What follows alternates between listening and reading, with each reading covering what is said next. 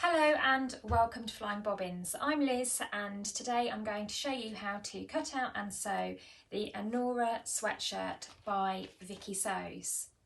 Now the Anora sweatshirt will feature as the Flying Bobbins Sew Along Club project for the month of October 2024.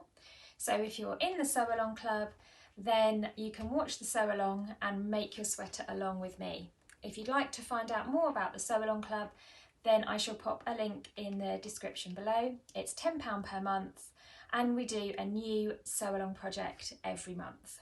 So let's take a look at the Anora sweatshirt. This is by a fairly new independent pattern brand, Vicky Sews. They do really gorgeous modern sewing patterns.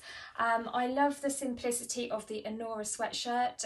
It's a fairly quick and easy make, and it has a nice relaxed fit, very snugly for this time of the year. Now the pattern itself comes in 3 sizes, so you get all sizes if you buy the paper pattern. The PDF is also available directly from Vicky Sews' website. You have an extra small, a medium large and an extra large. There are just 3 sizes on this multi-size pattern. The extra small relates to a bust size of between 80 to 88 centimetres circumference. The medium is a 92 to 104 bust circumference, and the extra large is 108 to 116 bust circumference. There is quite a lot of ease in this pattern, as you can see. So if you are slightly larger than that, then do remember that you have got a bit of room to play with there, about 30 centimetres on the circ to play with. So the pattern itself just includes the front and back, a drop shoulder sleeve, you've got a self cuff, and then you've got a stand collar with a zip that finishes at the bust level there.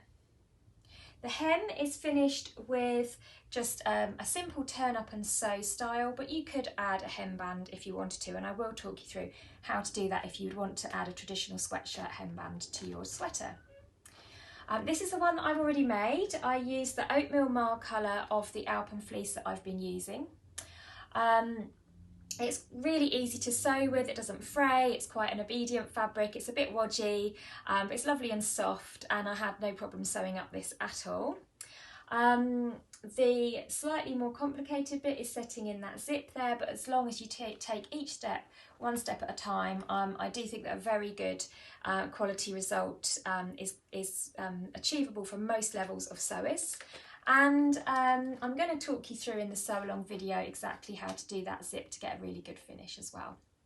So let's take a look at everything you need to make your Anora sweatshirt. I'm using this super soft, stretchy alpen fleece to make mine. Now the alpen fleece has a sweatshirt side, like a knitted side, with a melange, and then the reverse side is like a velour fur, kind of a brushed, soft feel to it. So it's really nice and soft and snuggly for the colder months. You could make this sweatshirt in any sweatshirting type fabric, so I've got the alpen fleece for mine.